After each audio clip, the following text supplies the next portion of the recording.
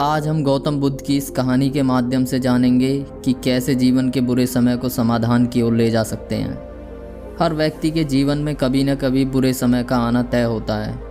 कोई उस समय में बिखर जाता है तो कोई बुरे समय में निखर जाता है।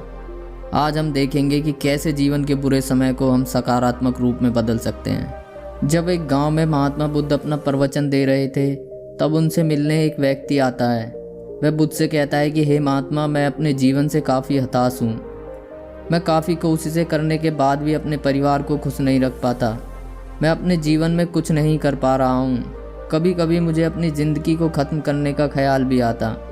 आप तो स्वयं इतने ज्ञानी हो, आपने इतनी साधनाएं की हैं, क्या आप मुझे कोई ऐसा रास्ता दिखा सकते हो जिससे मैं अपने बुरे समय से निकल सकूं? आपके पास कोई तो ऐसा उपाय होगा। अपने परिवार के भरण पोषण के लिए 2 वक्त की रोटी कमा पाना भी मेरे लिए मुश्किल हो गया है। अब आप ही बताइए कि ऐसे वक्त में मैं जिंदा रहूं तो कैसे? मैं बहुत पढ़ा लिखा व्यक्ति नहीं हूं। कृपया करके आप मेरा मार्गदर्शन करें कि कैसे मैं अपने परिवार को खुश रख सकूं। उसकी इन बातों को सुनकर भगवान बुद्ध ने मुस्कुराते हुए कहा कि क्या तुम मेरा एक काम कर सकते हो? बुद्ध ने सामने की तरफ इशारा करते हुए कहा कि उस ऊंची पहाड़ी पर एक मंदिर है। उस मंदिर के पास चींटियों का घर है, जहाँ पर हजारों चींटियाँ रहती हैं। तुम्हें रोज़ 7 दिनों तक उस पहाड़ी पर जाना है और उन चींटियों के घर को तोड़ना है। उन 7 दिनों में जब भी तुम्हें वहाँ कोई चींटी का घर दिखाई दे, उसे तोड़ देना। और याद रहे, ये सब करते हुए तुम्हें किसी चींटी को मारना नहीं है। तुम मेरा ये काम करो, फिर उसके बाद मैं तुम्हें तुम्हारे सारे सवालों के जवाब दूंगा। बुद्ध की इस बात को समझकर वह युवक वहाँ से चला गया। घर जाकर वह बस यही सोचता रहा कि महात्मा जी उससे ऐसा क्यों करवा रहे हैं। वो तो उन चींटियों पर अन्याय करवा रहे हैं, उनका घर तोड़वाकर उन्हें नुकसान पहुंचवा रहे हैं। परंतु फिर भी महात्मा की बात मानते हुए वह युवक अगले दिन पहाड़ी पर पहुंच जाता है। जब वहां जाकर देखता है कि बहुत सारी चींटियां अपना खाना जुटाने में लगी हुई हैं। सारी चींटियां अनाज के छोटे छोटे कण उठाकर एक लाइन में सीधा चल रही हैं। चींटियों की मेहनत देखकर उस युवक का मन कमज़ोर पड़ जाता है और सोचता है कि मैं इनके घर को तोड़ दूंगा तो इनको कितना बुरा लगेगा। लेकिन फिर वह महात्मा की बात को याद करते हुए उनके घर को तोड़ना शुरू कर देता है। अपने घर को टूटता हुआ देख एक लाइन में चल रही सभी चींटियां इधर उधर भागने लगती हैं। सभी चींटियां अपनी जान बचाने के लिए इधर उधर छुपने लगती हैं। उन चींटियों का घर तोड़ने के बाद युवक दुखी मन से वापस अपने घर लौट आया।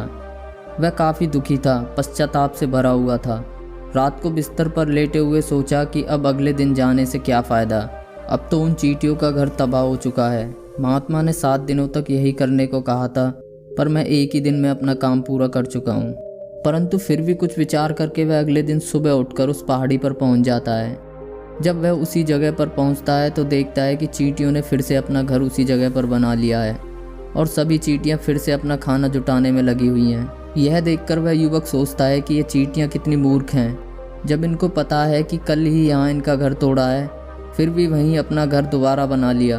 उसने फिर से महात्मा की बात को याद करते हुए उनका घर तोड़ना शुरू किया और फिर से चींटियाँ अपनी जान बचाने के लिए इधर उधर भागने लगीं। कुछ ही देर में उनका दूसरा घर भी नष्ट हो गया। इस बार युवक ने वहाँ थोड़ा ठंडा पानी डाल दिया ताकि फिर से चींटियाँ अपना घर ना बना सकें। इस बार युवक थोड़ा संतोष के भाव में था और सोचने लगा कि अब चींटियाँ यहाँ अपना घर नहीं बना सकती। इस तरह अपना कर्म करके वो फिर से अपने घर लौट गया।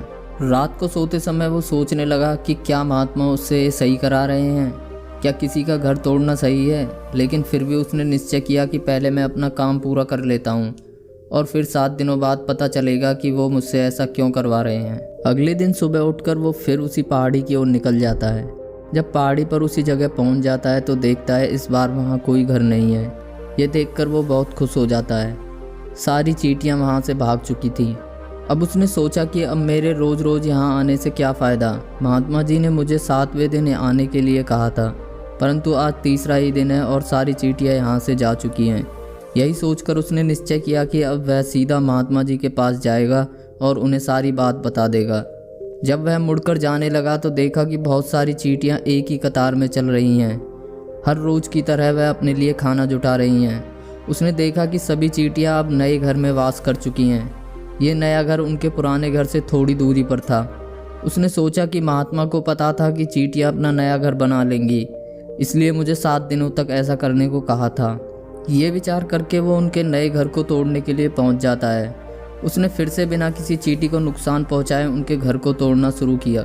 इस बार वो पहले से ज़्यादा दुखी था क्योंकि वो उन चींटियों का घर बसने नहीं दे रहा था। उसके मन में विचार आता कि मेरा समय तो पहले से ही इतना ख़राब है और महात्मा जी मुझसे एक ऐसा काम करा रहे हैं। आखिरकार वो फिर से चींटियों का घर तबाह करके घर वापस आ गया। रात को सोने से पहले उसने फिर से विचार किया कि मैं कितना बड़ा शैतान हूँ, कितना बड़ा दानव हूँ। मैंने 3 बार उन चींटियों का घर तोड़ दिया। वो मेरे बारे में क्या सोचती होंगी। जब युवक ने अगली सुबह वहाँ फिर से जाकर देखा तो चींटियों ने एक और जगह अपना घर बना लिया था। पहले से अधिक ऊर्जा के साथ वो अपने काम में जुटी हुई थी। ये देखकर उस युवक को लगा कि ये चींटियाँ किस मिट्टी की बनी हुई हैं। मैं इनको बार बार यहाँ से भगा रहा हूँ और ये अपना घर यहीं बना लेती हैं। ये इतनी छोटी हैं फिर भी हार नहीं मान रही हैं। इस बार गुस्से से उसने चींटियों का घर तोड़ना शुरू किया और उसने अपने पैरों तले कुछ चींटियों को मार दिया। थोड़े समय बाद जब वह अपने अहंकार से वापस आया तो उसे अपनी गलती का एहसास हुआ। उसका मन पश्चाताप से भर गया और रोते हुए अपने घर की ओर बढ़ गया। रात में सोते समय उसने विचार किया कि मैंने उन चींटियों पर बहुत अत्याचार किया है। मैंने काफ़ी बार उनके घर को तोड़ दिया है, मगर अब इससे ज़्यादा अत्याचार नहीं कर पाऊंगा। और उसने निर्णय किया कि वह अगले दिन उनके लिए कुछ खाने को लेकर जाएगा। अगले दिन फिर वह युवक पहाड़ी पर पहुंचा और उन चींटियों के लिए आटा लेकर गया। आज उसके मन में उन चींटियों के लिए श्रद्धा और दया का भाव था। आज वो उनकी मदद करना चाहता था। अपने बचे हुए 3 दिन वह पहाड़ी पर चींटियों के पास जाता और अपने साथ लाया आटा रोज़ उन्हें खिलाता। अपने 7 दिन पूरे हो जाने के बाद वह महात्मा के पास जाता है और हाथ जोड़कर बोलता है कि मुझे माफ़ करना। मैंने उन चींटियों का घर बार बार तोड़ने की कोशिश की पर वो फिर से बना लेती। मैंने लगातार 4 दिन उनका घर तबाह किया। उसके बाद मेरी हिम्मत नहीं हुई, उनका घर नहीं तोड़ पाया। मैं आपके द्वारा दिया गया काम पूरा नहीं कर पाया। अब शायद आप मुझे मेरे बुरे समय से निकलने के तरीके भी नहीं बताओगे, परंतु इसका मुझे खेद नहीं है। मुझे लगता है जो मैंने किया वो सही किया है। कृपया आप मुझे घर जाने की आज्ञा दीजिए। ये सुनकर महात्मा बुद्ध मुस्कुराए और कहा, रुको, मुझे ये बताओ कि तुम उन चींटियों का घर तबाह क्यों नहीं कर पाए। वो चींटियाँ तो तुमसे छोटी थीं और तुम उनके सामने इतने विशालकाय। मैंने तुम्हें उन चींटियों का घर तबाह करने के लिए नहीं भेजा था। मैंने तुम्हें भेजा था ताकि तुम उन चींटियों से कुछ सीख सको। तुम्हें उन चींटियों से क्या सीख मिली, बता सकते हो? ये सुनकर युवक ने पूरी कहानी बयां कर दी। उसकी ये कहानी सुनकर महात्मा बुद्ध बोले कि उन छोटी सी चींटियों ने तुम्हें 2 सीख दी हैं।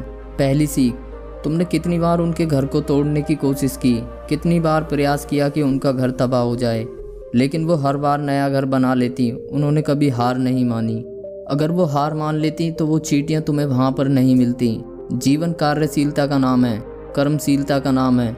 हम मनुष्य 1-2 बार हार जाने पर ही जीवन में हताश हो जाते हैं और जीवन में हार मान लेते हैं, फिर से प्रयास भी नहीं करते। कुछ लोग जीवन खत्म करने पर उतारू हो जाते हैं। क्या तुमने कभी जानवरों को देखा है कि वो खुद से अपने आप को ख़त्म कर ले?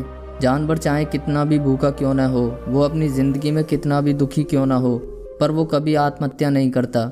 हमेशा अपने जीवन के लिए संघर्ष करता है। लेकिन वहीं दूसरी तरफ मनुष्य हताश होने पर अपना जीवन खत्म करने की सोचने लगता है। जीवन तो कर्मशीलता है, कर्म करने का नाम है, और मृत्यु आखिरी विश्राम, परम विश्राम है। इसलिए मृत्यु से पहले कभी कर्म करना मत छोड़ना। अगर तुम्हारा घर टूट गया है तो फिर से बनाने का प्रयास करो। बार बार प्रयास करने से सब हो जाता है। ये तुम उन चींटियों से देख चुके हो। तुम्हारा मन उन चींटियों से कितना बड़ा और विशाल है। इतना दृढ़ संकल्प है, फिर जीवन में क्यों हार माननी। दूसरी सीख, जब भी हमारे ऊपर बुरा समय आता है हमें लगता है कि यह समय कभी नहीं जाएगा, ये समय मेरे जीवन को बर्बाद कर देगा, मुझे कभी जीने नहीं देगा। इन सब विचारों से अपने मन को दुखी कर लेते हैं और प्रयास करना ही बंद कर देते हैं। लेकिन तुम खुद विचार करो कि प्रकृति हमें क्षति पहुंचाएगी, नुकसान पहुंचाएगी, लेकिन कब तक पहुंचाएगी। अगर हम प्रयास करते रहेंगे तो प्रकृति भी एक दिन हमारे सामने घुटने टेक देगी। एक दिन वो भी दयावान हो जाएगी और वो सब कुछ देने लगेगी जिसका हम प्रयास कर रहे हैं, जिसकी हमने कामना की है। तुमने खुद देखा कि तुम उन चींटियों का घर तोड़ने गए थे, परंतु एक दिन तुम्हें खुद उन पर दया आ गई और उनके लिए आटा लेकर गए।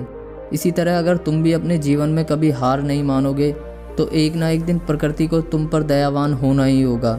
एक दिन प्रकृति तुम्हें वो सब देगी जो तुम अपने जीवन में पाना चाहते हो। जीवन में की गई मेहनत का फल कहीं ना कहीं हमें मिल जाता है। कर्म में विश्वास रखो, आपको अपनी अपेक्षाओं से सदैव अधिक मिलेगा।